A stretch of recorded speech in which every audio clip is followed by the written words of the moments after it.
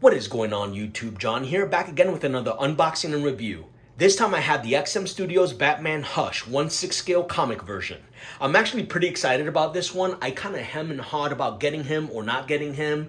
Originally, I kind of wanted the Rebirth Batman, but he was just too tall. My goal was to put this guy in a DTOF display, and that one was just way too tall to put in a DTOF. This one is the exact size that would fit exactly in a DTOF. I'm kind of hoping that I could put my other smaller statues in there with him. I guess we're gonna find that out. But before I do any of that, what I'm gonna do is take him out of this box, put him together, and give my thoughts and impressions, show you a few pictures of him. How's that sound? Let's get started. And here we have Batman Hush out of the shipper box and in his regular packaging. As you can see, it has the Batman 80 Years logo from DC right here on the bottom left. A DC logo here, all black and white. And on the very top, hopefully, please don't drop them, you have the big bat symbol with Hush 80 Years on it. This is pretty typical of XM Studios. If you've ever seen any unboxings or owned some of these yourself, they usually go for a more minimalist kind of black and white clean look, which I kind of like. It kind of differentiates them from other statue makers. Typically, XM Studios pieces come with an art print of the statue you bought. And that's kind of what I expected to get in this envelope, because I've gotten 2 other XM pieces and that's what came with them. But when I opened this, I was kind of surprised and frankly a little disappointed to see that the only thing that came was a picture of the contents inside the box. In the back, there's a QR code for a YouTube video to show you how to put him together. I'm guessing maybe they only do the art print in their quarter scale statues, I suppose. This is a little disappointing. I get that this is a cheaper statue, but it's still pretty expensive, all things considered. And I kind of expected to get an art print. I probably would have displayed it too, because I need a Batman one. But you know, what can you do? It's not the end of the world. The most important thing is the statue.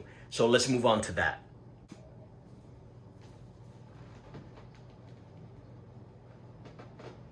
Just letting gravity do its thing. I don't want to force it or do anything crazy. Come on, I believe in you. There we go. All right, at the very least, we got the straps that are synonymous with XM Studios. And a lot of like major statue makers really, but I always equate them to this. I know Iron Studios also does it. So I'm gonna go ahead and just open it inside here. I'm not gonna bother to take out the styrofoam. I don't think this has a hell of a lot of pieces, so it's not really worth trying to take out the styrofoam and do all that. So I'm just gonna undo the straps here, like so. It keeps it nice and tidy too. And let's take this top off. All right. Turn this around because he is facing this way. Let's start with the base, which I'm guessing is right here. Let's go ahead and open this. There's definitely an amount of heft to it. It's kind of weird because I've only gotten quarter scale pieces from XM, so it's a little strange to get one of these because this really is significantly smaller than their quarter scale. I mean, obviously I knew that when I bought it because it's 1/6 scale, but it's still kind of cool. This is the base he's on. It's kind of like a grave site. As you can see, it says rest in peace Jason Todd here. There is a nice amount of paint application here. They have like kind of like a snowy, kind of rocky feel to it. It looks great. You can see all the little crevices in the rocks. You can see all the kind of snow kind of caked onto the rock there. There's a bunch of snow on top of his gravesite. This is pretty well done. It's indicative of their usual quality. I would think just in a smaller scale. I really like the way this looks here. You have a mixture of rock and snow. It's nothing like to write home about, nothing insane, but it's still nicely done. This one is number 310 out of 399, as you can see. All right, I'm gonna set this off to the side. I'm gonna try to go through this relatively fast. There's not a whole lot to this guy. There's just a handful of pieces. Let's see, let's go with his cape. I guess his head and his cape are like one separate piece. I'm gonna be careful here while I open him. There's little pieces of styrofoam. And the paint application on this is amazing. Check this out. It has a lot of snow caked onto the edges of the cape. I'm always a big fan of that. I don't know why. It just gives it a nice little texture to it that makes it kind of feel like grounded. Tons and tons of folds on the cape on this side. I'm guessing it's gonna be very similar on the other side. Yes, it is. It looks really nice. Same deal here. You can see the snow kind of caked on to the bottom. The cape is just flowing in the air. It's all nicely done. I'm gonna go ahead and zoom into his head so you can get a better look at his portrait. It looks really nice. It very much looks like in the Jim Lee style, I think. I think that comes out through and through. I'm guessing that was their intent. I think it's really well done. I know some people had complained that they think the blue that they used is too dark, and I could definitely see what they mean because it definitely has more black than it does like just blue. And I know the Batman Hush costume, definitely it has a lighter color blue, but I don't really mind it. I'm not too disappointed with that. I think it boils down to preference on that one. If you prefer the other one, that's good. I don't think it's a deal breaker for me though. I still think it looks great. The molding is amazing and the paint application is really well done. I'm a fan so far. So far, so good. All right, so let me put this guy back carefully. Don't want to mess anything up. And let's take a look at his body. I think that's all he has. He has a body and 2 hands, and that's it. And that's all she wrote. All right, with that done, let's take a look at his body. It is really well done. I love the texturing. I think some people are complaining that there's too much texture, but realistically, a guy in a suit, he's gonna have some kind of Kevlar, some kind of suit that's gonna help him protect against like gunshots and knife wounds and all of that. And I think they split the difference really well. I really like the texturing here. It's really well done. I like the gold belt buckle here. He has a bunch of pouches, you know, little Rob Life. So apparently I was recording, talking away. I guess my phone overheated because I was charging at the same time with a battery pack, and I missed some of the footage, and I was just talking, minding my own business. So I'm gonna have to redo some of this. The blue here is a little bit actually brighter than it is on the actual cape and cowl, which is kind of nice. I love the application of the snow here. It looks really nice, as you can see. It just looks like sprayed on all over the place. That's really well done. It really gives the feeling that he's like trampling all over snow. The musculature on this guy is really nice. He looks like a Batman that isn't gonna mess around, that's gonna kick ass. I like the bat symbol, looks really nice. It has a nice little gloss to it. I like the back here. You see it has felt where the cape is gonna sit when you put the head portrait on. It's a nice statue. There's nothing they're trying to do here that's crazy. It's just like a classic version of Batman. And ultimately, that's kind of what I was going for. I didn't want anything too wild. I wanted just a real classic interpretation of the character. And that's what this thing is delivering, I think. So far, I'm very satisfied. All right, moving on. I'm gonna go ahead and show you some of the other pieces. There's not too much left. It's just 2 arms.